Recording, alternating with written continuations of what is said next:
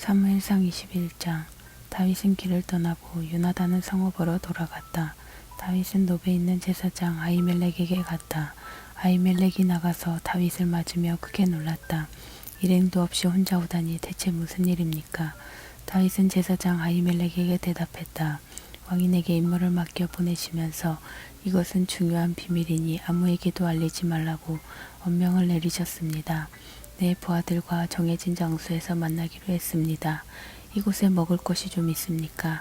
빵 5덩이 정도 구할 수 있는지요? 무엇이든 있는 대로 주십시오.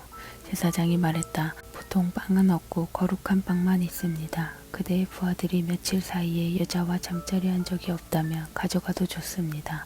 다윗이 말했다. 우리 가운데 누구도 여자를 가까이 하지 않았습니다. 나는 임무를 수행할 때면 부하들이 여자와 잠자리를 하지 못하게 합니다. 보통 임무를 맡을 때도 그렇게 하는데 이번 거룩한 임무에는 말할 것도 없지요. 그래서 제사장은 거룩한 빵을 내어주었다. 그것은 새 빵을 차려 놓으면서 하나님 앞에서 물려낸 임재의 빵이었는데 그에게 있는 음식이 그것뿐이었기 때문이다.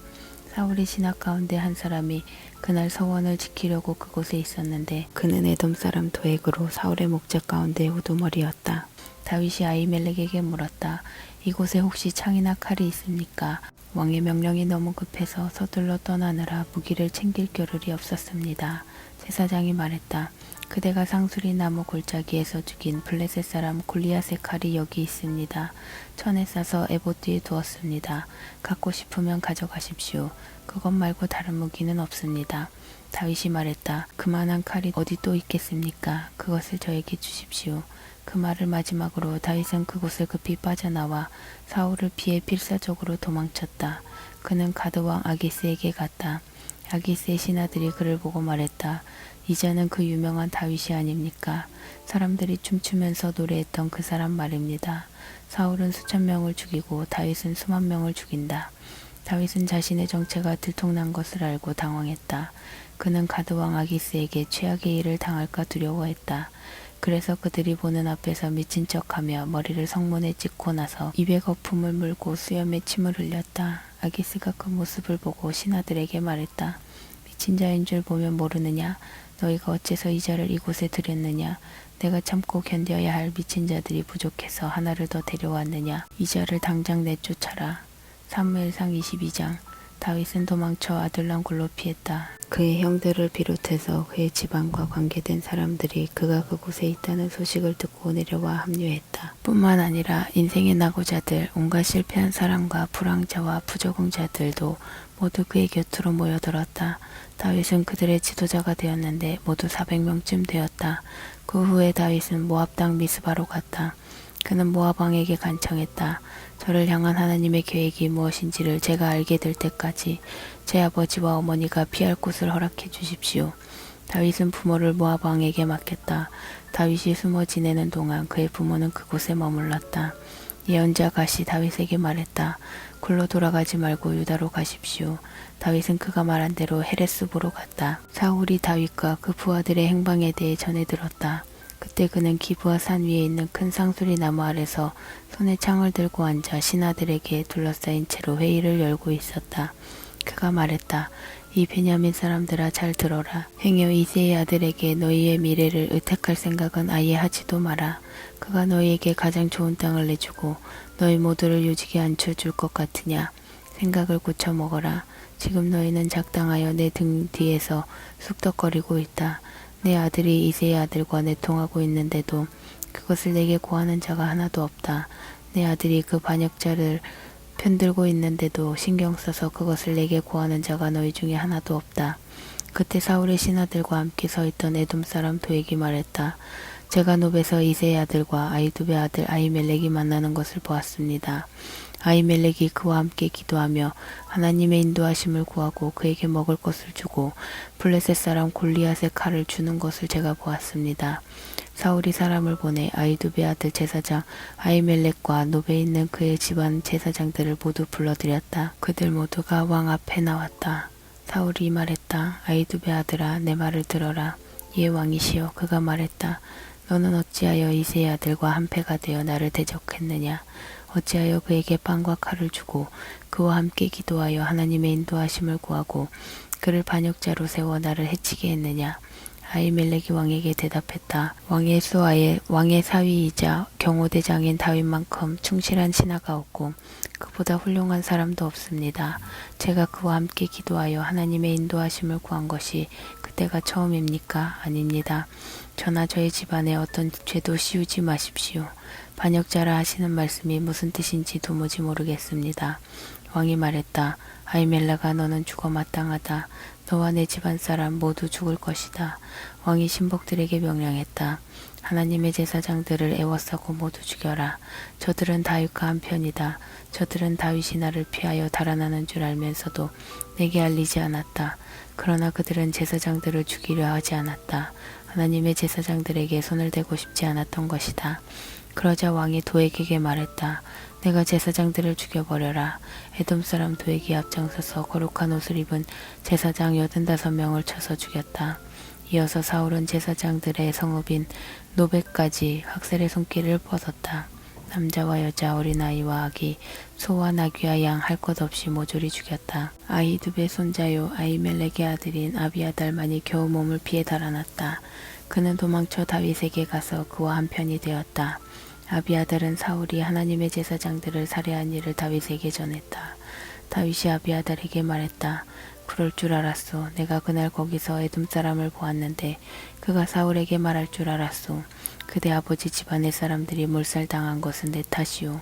여기서 나와 함께 있으시오. 두려워하지 마시오. 그대를 죽이려는 자는 내 목숨을 노리는 자이기도 하니 내 곁에 있으시오. 내가 그대를 지켜주겠소. 사무엘상 23장. 블레셋 사람이 그일라를 습격하여 곡물을 약탈하고 있다는 보고가 다윗에게 들어갔다. 다윗은 하나님께 기도했다. 제가 이 블레셋 사람을 추격해 응징해도 되겠습니까? 하나님께서 말씀하셨다. 가거라. 블레셋 사람을 공격하여 그일라를 구하여라. 그러나 다윗의 부하들이 말했다. 우리는 여기 유다에서도 목숨을 잃을까 두려워하며 살고 있습니다. 그런데 어떻게 블레셋 사람이 득실되는 그일라로 갈 생각을 하십니까? 그래서 다윗은 다시 하나님께 나아가 기도했다. 하나님께서 말씀하셨다. 가거라. 그일라로 가거라. 내가 블레셋 사람을 내 손에 넘겨주겠다. 다윗과 그의 부하들은 그일라로 가서 블레셋 사람과 싸웠다. 그들은 블레셋 사람의 가축을 사방으로 흩어놓았고 그들을 크게 물리쳐 그일라 백성을 구했다. 다윗에게 피해 있던 아비아달도 에봇을 가지고 나와 그일라 공격에 가세했다. 다윗이 그일라로 갔다는 말을 듣고 사울은 생각했다. 잘됐다. 하나님께서 그를 통째로 내게 넘겨주시는구나. 사방이 성벽으로 막힌 성 안에서 문까지 잠겼으니 그는 이제 도간에 든 쥐다. 사울은 다윗과 그의 부하들을 포위하려고 군대를 소집하여 그일라로 향했다. 다윗은 자기를 멸하려는 사울의 전략에 대해 전해 듣고 제사장 아비아달에게 에봇을 가져오시오 하고 일렀다. 그리고 하나님께 기도했다. 이스라엘의 하나님, 방금 사울이 저를 잡으려고 그일라로 와서 이 성을 쳐부수려 한다는 소식을 들었습니다. 그일라 성읍의 원로들이 저를 그의 손에 넘겨주겠습니까? 정말 사울이 내려와 제가 들은 내용대로 실행하겠습니까? 하나님, 이스라엘의 하나님, 제게 알려주십시오. 하나님께서 대답하셨다. 그가 내려올 것이다. 그럼 그일라의 지도자들이 저와 제 부하들을 사울의 손에 넘겨주겠습니까? 하나님께서 말씀하셨다. 그들이 너를 넘겨줄 것이다. 그래서 다윗과 그의 부하들은 그곳을 빠져나왔다. 그들의 수는 600명 정도 되었다. 그들은 그일라를 떠나 이동했다. 이곳저곳을 다니며 계속해서 이동했다. 사울은 다윗이 그일라에서 피했다는 말을 듣고 기습 계획을 취소했다. 다윗은 사막의 은신처와 변경의 십광야 산지에 계속 머물렀다. 사울은 날마다 그를 찾아다녔으나 하나님께서 다윗을 그의 손에 넘겨주지 않으셨다. 사울이 다윗의 목숨을 노리고 뒤쫓기 작정한 것이 분명해지자 다윗은 사울의 손이 미치지 않는 곳 십광야의 호레스에 숨었다. 사울의 아들 요나단이 호레스로 다윗을 찾아와서 하나님 안에서 그를 위로하며 말했다. 절망하지 말게. 내 아버지 사울은 자네에게 해를 입힐 수 없네. 자네는 이스라엘의 왕이 될 것이고 나는 자네 곁에서 도울 것이네. 내 아버지도 그것을 알고 있다네. 그리하여 두 사람은 하나님 앞에서 언약을 맺었다. 다윗은 호레스에 남고 요나단은 집으로 돌아갔다. 10사람 가운데 몇 명이 기부하러 사울을 찾아와서 말했다. 다윗이 우리 지역 근처의 호레스 굴과 계곡에 숨어 있는 사실을 알고 계십니까? 지금 그는 여시몬 남쪽에 있는 하길라산에 있습니다. 그러니 언제든 왕께서 내려오실 준비가 되면 말씀해 주십시오. 그를 왕의 손에 넘겨드리는 것을 우리의 영광으로 알겠습니다. 사울이 말했다. 그대들이 이처럼 나를 생각해 주니 하나님께서 그대들에게 복 주시기를 비오. 이제 돌아가서 모든 것을 살펴두시오. 그의 일과를 파악하고 그가 어디로 다니며 누구와 함께 있는지 동태를 관찰하시오. 그는 아주 약삭빠르오. 그가 숨은 곳들을 모두 정탐한 다음 나곤으로 나를 찾아오시오. 그때 내가 당신들과 함께 가겠소. 유다의 어느 지역이든 그를 찾기만 하면 내가 당장 달려갈 것이오. 그래서 10사람들은 사울을 위한 정찰에 착수했다. 그때에 다윗과 그의 부하들은 여시몬 남쪽 사막인 마온 광야에 있었는데 사울과 그의 부하들이 도착하여 수색을 시작했다. 다윗은 그 소식을 듣고 남쪽 바위산으로 피해 마온 광야에서 야영했다. 그가 어디 있는지 전해 들은 사울은 그를 쫓아 마온 광야로 왔다. 사울은 산 이편에 있고 다윗과 그의 부하들은 산 저편에 있었다. 사울과 그의 부하들이 포위망을 좁히며 다가오자 다윗과 그의 부하들은 후퇴하며 달아났다. 그런데 그때 전령이 사울에게 와서 말했다. 서둘러 돌아가셔야겠습니다. 블레셋 사람이 공격을 개시했습니다. 사울은 다윗 쫓는 일을 중단하고 블레셋 사람과 싸우기 위해 돌아갔다. 그렇게 해서 그곳의 이름을 구사일생이라고 부르게 되었다. 다윗은 그곳을 떠나 엔게디 굴과 협곡에서 머물렀다.